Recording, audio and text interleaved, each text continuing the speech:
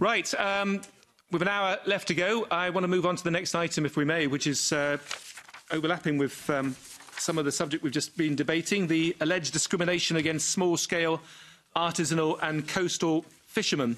You will have received a letter that's been circulated from the Low-Impact Fishers of Europe, representing these groups, which claims or highlights systematic failure in the common fisheries policy implementation, undermining its key objectives, one of which is to support small-scale fishermen. The authors argue that small-scale fishing operations represent up to 80% of the overall EU fleet by number of vessels, provide 60% of the jobs, but only receive 3% of the quota. They point out, for example, that while under the CMO regulation, the producers' organisations are required to encourage the participation of small-scale producers. In reality, the producer organisations have almost exclusively become monopolised by large-scale fishing interests who erect barriers of entry to the markets for fishing opportunities. And further, the authors point out that small-scale coastal fishers tend to fish in the least environmentally damaging ways, provide great benefits, and yet despite this, the small-scale fishing fleet is almost entirely excluded from access to fishing opportunities for quota stocks from most member states. So there we are. The CFP is intended to encourage small-scale fishers, but in practice, the way in which the fishing industry is working, in which the regulations are being interpreted or allowed to be interpreted by member states and perhaps by the Commission, is preventing and hampering the achievement of those objectives. So we've passed a copy of the correspondence on to the Commission, and Ms. Weigauskite? Ms. Weigauskite? I think that's right. Okay. Thank you. The floor is yours. Yes, good morning. Thank you, Chair, once again for giving me the floor. And yes, you are doing very much better with pronouncing my last name. I know those Lithuanian last names are really complicated. I apologize for that, but that makes us special as well. So just in the matter of saving the time, I will try to address the main elements that were raised in the letter that you just mentioned, not to go into the whole assessment of what the CFP does to give preferential treatment to the small-scale fishers. Just before we delve into the concrete challenges faced by them, I just would like to underline that, of course, the small-scale fisheries are very important in the EU, and the numbers speak for themselves. We have, as mentioned yesterday and today, more than 75% of the EU fishing fleet consists of the small-scale fishers, so this is a big majority, and they employ 80,000 fishers, which is the figure of 2017. And apart from that, I mean, of course, the socioeconomic importance that they give to the coastal areas that very often are less economically developed are crucial. And that's why it's important to note also where the stocks are doing well, everybody profits, not only the large-scale fisheries, but also the small-scale fisheries. And as my colleague mentioned at his previous intervention from our economic report, we are noting the record high profits for the EU fishing fleet. And this, of course, is mostly for the large scale, but also the small-scale fishery has been generally profitable, although it cannot be said equally for all the member states. So the distribution of this profit has not been equal. So just then to go back to what the CFP, we believe that CFP already provides sufficient preferential treatment for the small-scale fisheries. Just to mention, for example, Article 5 of the basic regulation, which allows the member states to give preferential access to the coastal waters, which are within the 12 nautical miles to the small-scale fisheries. We also have some preferential exemptions from the control regulation, the current control regulation, which include the exemption from fishing authorization, from the landing declaration, and separate storage requirements. So there are certain requirements already that cater for the specificities of the small-scale fisheries. Now, going to the concrete challenges raised in the letter by the Low Impact Fishers Association, I would try to focus on three. So first is the most important, access to quota. Second is the access to producer organizations. And third, access to funds. Now, when we talk about access to quota, I think it's important to underline here that the distribution of the national quotas is the member states' competence. And member states are very vigilant in guarding it. We have Article 17 of the Basic Regulation that says that these national quotas shall be distributed on the basis of transparent and objective criteria, including environmental, social, and economic. In 2016, the Commission has written to all coastal states, asking them how are they fulfilling or applying the requirements of Article 17. We received many replies, and from those replies, it was clear that the criteria used by the member states were so diverse that there was no one-size-fits-all approach possible. Now, Article 17 doesn't give the Commission a clear role of how, because it doesn't provide a definition of what are those criteria. So they are not defined, and therefore the Commission is not in a position to ensure how they are implemented. Now, moving on to the access to the producer organizations, just to maybe recall that the Common Market Organization Regulation in its preamble and Article 6 explicitly mentions that member states have to take into account fisheries characteristics, especially the small-scale fisheries. Now, member states have to ensure that these POs have appropriate and representative participation of the small-scale fisheries. So there is a requirement already in there. In 2016, the Commission has reiterated this ambition in its guidance document. And actually, under Article 20 of the CMO regulation, the Commission has carried out a desk assessment to assess whether the PO's recognition conditions are fulfilled by the member states. And some member states, turns out that they have set up specific provisions for the small-scale fisheries to be in the POs. Where these member states are not compliant, the Commission is engaging in a dialogue with those member states to ensure that they are. And if these are not fulfilled, then further enforcement action could be foreseen. Now, moving on to the third very important element, which is actually quite timely at this point in time as well, is the access to funds. So the access to the future EMFF and the current EMFF. Here, EMFF, the current EMFF, actually provides already a sufficient, also preferential access conditions for the small-scale fishery. Just to mention a few examples. We have an action plan that member states have to have if they have 1,000 or more small-scale vessels in their fleet. And at the moment, we have 12 member states that have this action plan in place.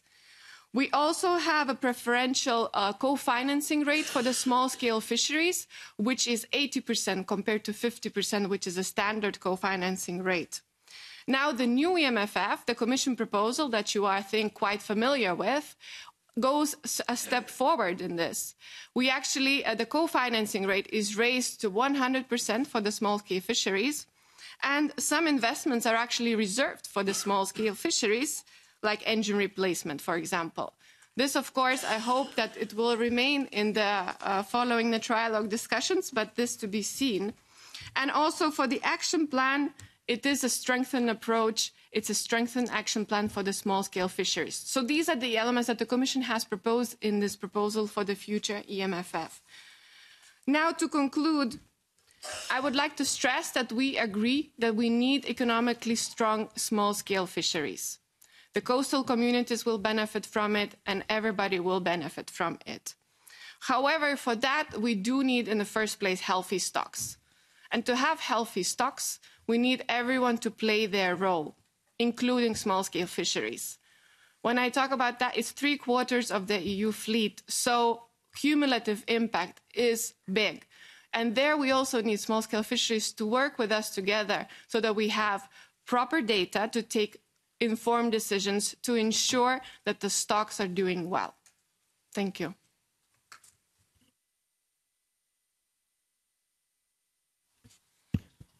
Okay, just on that last point, So what are you actually doing to try and get the cooperation of small-scale fishers? It's not easy, is it? As you say, it's a huge number of individuals and small vessels, but you say you want the cooperation of the small-scale fishermen, but how are you actually trying to achieve that? Well, first of all, like we engage with any stakeholders, including small-scale stakeholders. So it's the same process, but actually, even in the advisory councils, we are encouraging advisory councils to ensure that the small-scale fishers are well represented. And actually, just recently, we did send a letter to all advisory councils, asking them to provide us explanation on how they ensure that. So this is one for the general engagement with the stakeholders. Second, we also have the control regulation revision on the table, which actually would address my call for proper data collection from the small-scale fishers as well. So these are several examples that I could give you now. Well done. Thank you. Right, Mr. Long list speakers, not surprising. Mr. Corbett.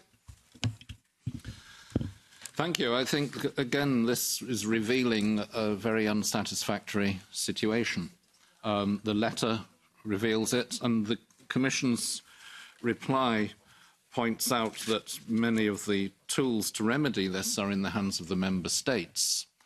But the Member States do have a duty under the legislation to act. The legislation does stipulate that Member States should endeavour to give preferential access to small-scale fisheries and even consider providing incentives to them. Clearly, some Member States are not doing that.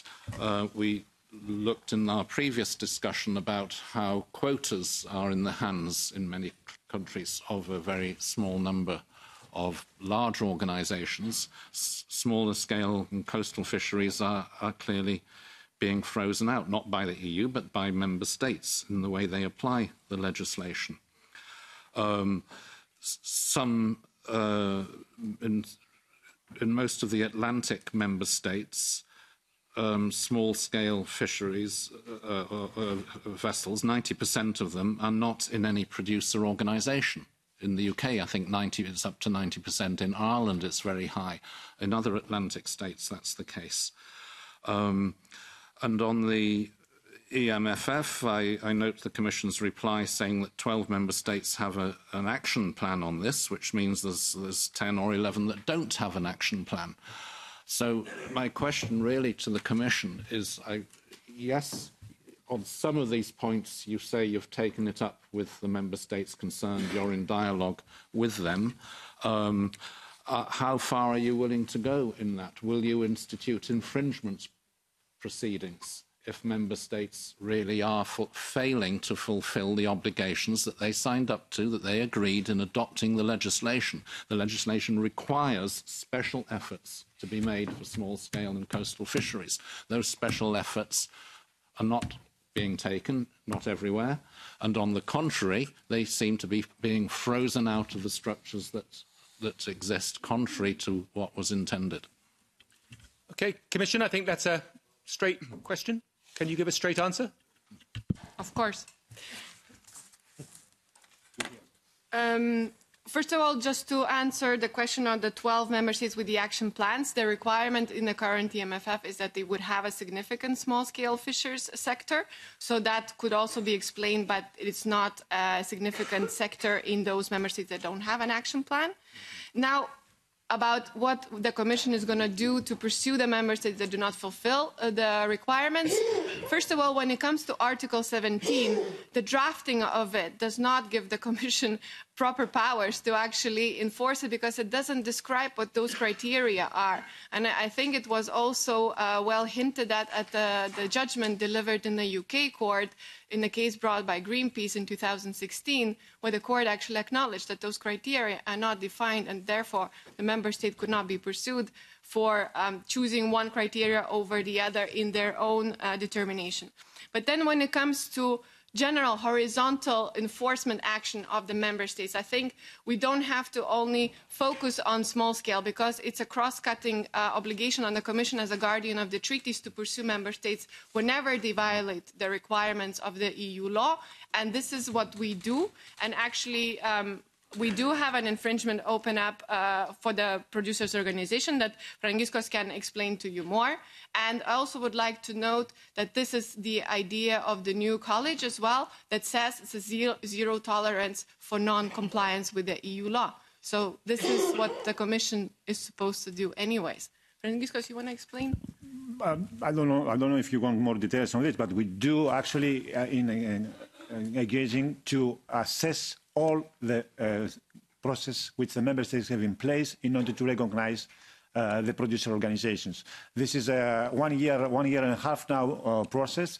We have an infringement procedure against one member state, and we are continuing in this process. And if there is need and there is we identify that there are problems, we will go for, first of all, an EU pilot and then for an infringement procedure.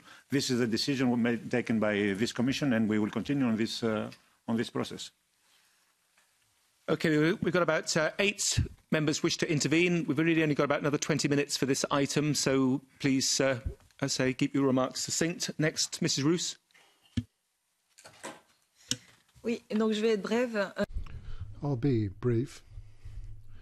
There's a lot of spoke about an equitable agreement for small-scale operators. Now, I have trouble with this because when you look at the developments with regard to the stocks, you can see that the concentration is becoming more and more. There are about 20 Sen fishing operators and a large operator that has about 80% of the bluefin tuna stocks, and the small operators, 100 boats and about 10% of the quota. And I think that's very unjust because it's the industrial operators that have caused the problem of overfishing. And also the Sen fishing is far less selective, and I'd like to know what the Commission will do on this. Mr. Pizarro. Yes, thank you very much, Mr. Chairman. Well, I'll try to be very brief. So here we have a case where we have a lot of political will here in the European Parliament and in the Commission, as it were, to promote small-scale coastal fishing. And then we come up with the regulations, and then that does not even happen. That's not exactly what we're able to achieve. So we have to look at the results of the implementation of the regulations. We can see it doesn't actually favor small-scale fisheries. And the Commission has, without a doubt, assessment of those countries that have national action plans to support small-scale fisheries and to see if what the if they implement the EMFF better than those countries that do not actually factor in small-scale fisheries in their national action plans, and see what the breakdown is, the large-scale fisheries, and if it takes away from the small-scale fisheries, because we're really not meeting that political objective that we're both setting. Indeed. Mrs. Aguilera. Sí, Presidente. Yes, Chairman. I don't think the Commission has told us anything new. We have seen this for a very long time. There's nothing that really favors small-scale fisheries. It's not even a question of favoring them. And we really have to look at the EMFF and the implementation and the effect on small-scale coastal fishery and what the breakdown of the appropriation of funds is. Many funds for small-scale fishery don't actually get to the fisheries themselves, and we haven't seen the quotas also been favorable to small-scale fisheries on behalf of the member states, and there's no transparent criteria that is being used. So what I think that is perhaps new in terms of the information that the Commission has shared with us to do, as my colleague Mr. Richard said, we cannot make a request when it comes to the producers organization and compliance. Well, we can ask the producer organizations to comply, but we can't ask the member states to comply. I think that is something that is very puzzling. And one last thing, when it comes to the definition of small-scale coastal fisheries in the regulation, there was a limitation. Had there been more political will, there would have been more support to the small-scale fisheries.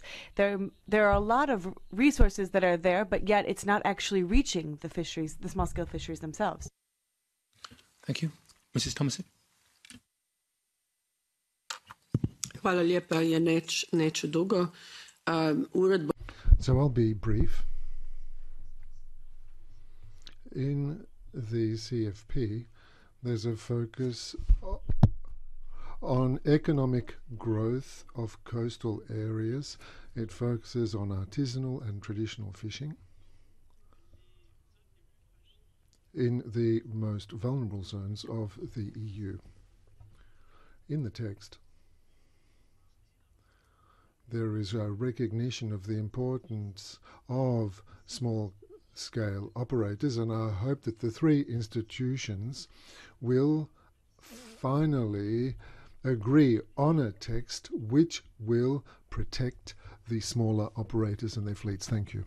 So Sullivan. Thank you, Chair.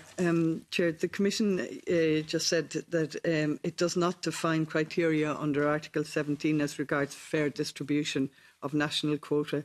It cannot ensure how Article 17 is implemented. So what recourse do small-scale fishers have where they feel that Article 17 is not being, when it's not being implemented by member state? Thank you.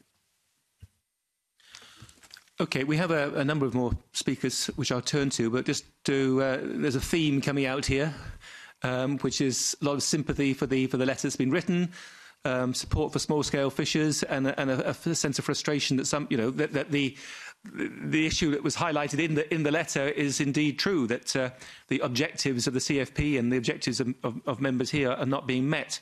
And the question for the Commission, I suppose, is, as we look to the future, how do we address this, and will we need new legislative measures, perhaps, to tighten loopholes, or is there another way around this? I'll leave that, and let's hear some more comments. Mrs. D'Amato. Yes, thank you very much, Mr. Chairman. I think that we are all very worried about how the small-scale fisheries are really in danger. And if I look at the Mediterranean, we often see these statistics and can see that our small-scale fisheries account for 72% of all of the fisheries and only account for 22% of the value from the fisheries. So that would, I hope, once and for all put to end that theory by which the fisheries are actually causing havoc in our fisheries. Now, we know that the small-scale fisheries with very few means and very sustainably are able to protect the ecosystems and provide nutritious food at a very low environmental impact. Therefore, it's an excellent category of fisheries, and yet they struggle so much. Therefore, I would like to really endorse the calls to look at the EMF and its uses. I've seen that only 18.5% actually goes to the small-scale fisheries. Therefore, the member states must do more, and we need to, of course, monitor that carefully. But I think the responsibility should also come down to the Commission. And do you think it might not be the right time to ask small-scale fisheries to be more involved in the decision-making process when establishing the CFP?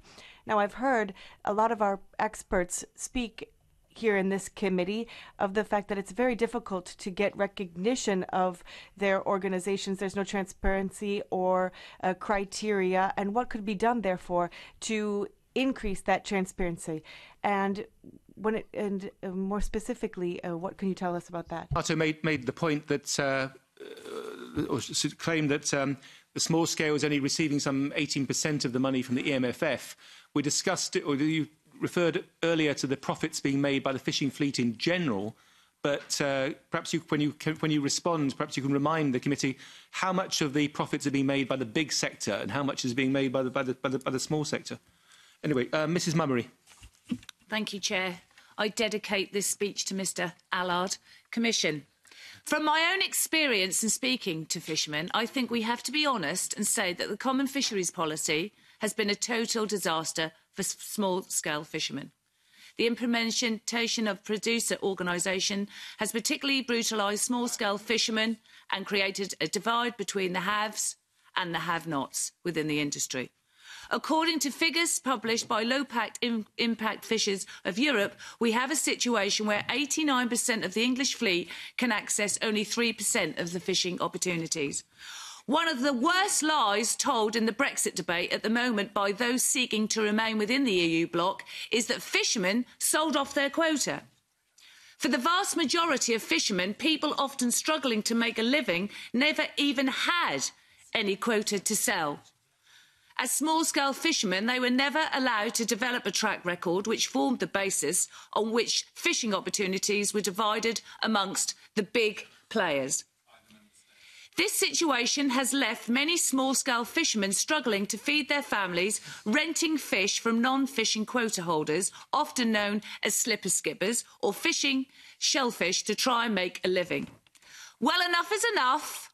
We cannot keep playing with people's lives by time and again failing to tackle the root cause of the issue. The monopolies created by the producer organisation and the imbalances in quota share. So please tell me, how are we going to help and compensate the fishermen who can't put presents under the tree for their children this Christmas? Thank you. So, producers' organisations, European competence, but quota, national matter. National. British Conservative and Labour governments, I could say, in succession, not the EU. However, producers' organisations will hear a response. Mr. Allard. Yes, thank you, Chair. It looks like being at the theatre sometimes. Let me congratulate. Our job is to keep you awake and then to entertain and instruct. Do that indeed. I really have got to congratulate the Commission on the letter, and what we are saying today is something that we all heard before, and we know what it is. Just a little warning: even if you get everything right on access to quotas and POs to represent our small fishers, there is a big item, the number 3, about funding. We have to be extremely careful about funding. We heard earlier about vertical and horizontal integration. There is a danger out there that our small fishers will end up Uber fishers. And we have to be very careful. I think the Commission, and we could help maybe, to try to define a plan to make sure that they get proper capital, and not from vertical and horizontal integration, but proper capital through the MFF maybe, but a way of making sure that they have that capital to do what they need to do. So funding, I think, has to come first and not last. Thank you. Our last two speakers, Mr. Kalskin and then Mr. Mianmon. I'll try and be brief. We are talking with the Council on the future of the EMFF. There's a proposal for an action plan for small operators. So there's a lot of debate about this. What we are seeing is that the European competences aren't clear on all of this, and this is something that we can act on, we can insist on. Now, in the last EMFF, there was an evaluation. I'd like to know if there is an evaluation plan for the small, of the things that are being done for the small operators. Does the Commission have such a plan? And Mr. Mianmon. Well, basically everything has been said. Well, quotas is a national competence, and so it's difficult, I think, from where we sit here in the European Parliament to change the trend when it comes to the quotas.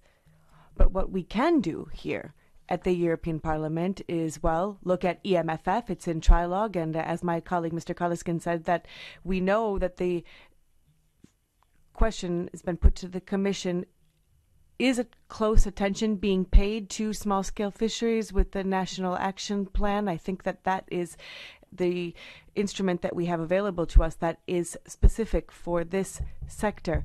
And then we'll see what is the outcome of the trilogue, of course, being pragmatic all the way through. It seems to me that when we look at small-scale fisheries and producers' organizations, in some countries you see a higher predominance of small scale in those POs. But what Mrs. Aguilera said,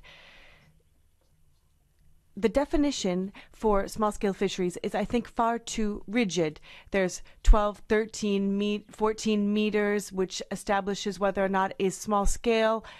Well, when it comes to just a couple meters difference, then the fishery might actually fall out of the definition. So it would be better to have a more flexible, less rigid definition. Simplest definition. And it's too rigid as it stands. When it comes to the producers' organizations, can the Commission tell us, are they regionalized in all countries, and are there a lot, and are there big differences between the member states in terms of how many producers' organizations there are? Okay, I think there seems to be there's a lot of common ground, obviously, but between us here and indeed with the Commission too. But the Commission has rightly pointed out earlier on that some of these matters are national. They're entirely fall within member states' competence. But within those areas which are within our competence, do you see any ways in which the balance can be addressed? And perhaps you could also point to the examples that Mr. Kalliskin and Mr. Myanmar have highlighted of, there are instances where some member states are doing better than others in this respect. Are there examples we can copy? Are there illustrations of best practice? The floor is yours.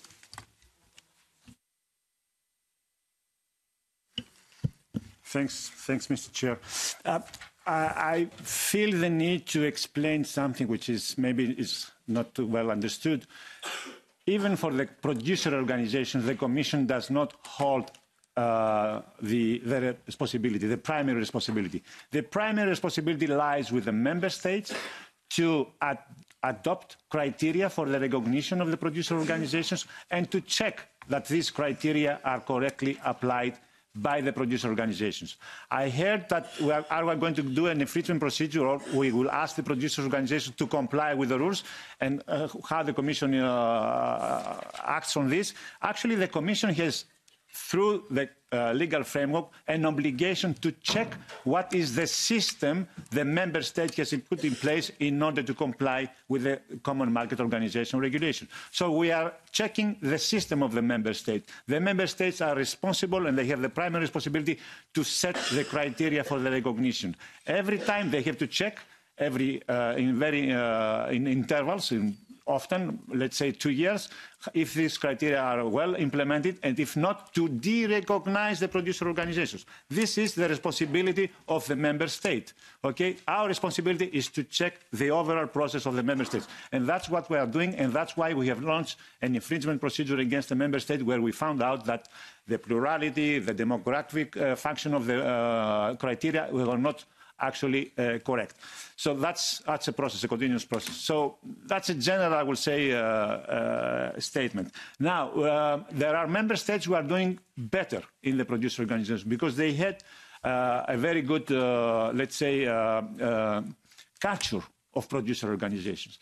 I don't want to cite a country, but we do see that the producer organizations, they have been put in the core, in the heart of the CFP.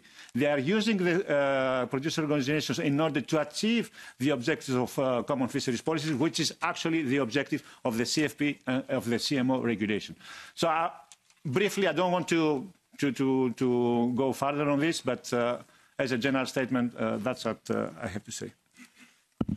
Just maybe to complement what Franciscos has said, I do have a sentiment that this discussion here is kind of overlapping a little bit with the trialogues that's supposed to be continuing on the future EMFF, and I would prefer that that discussion is kept there because that's where the real experts are.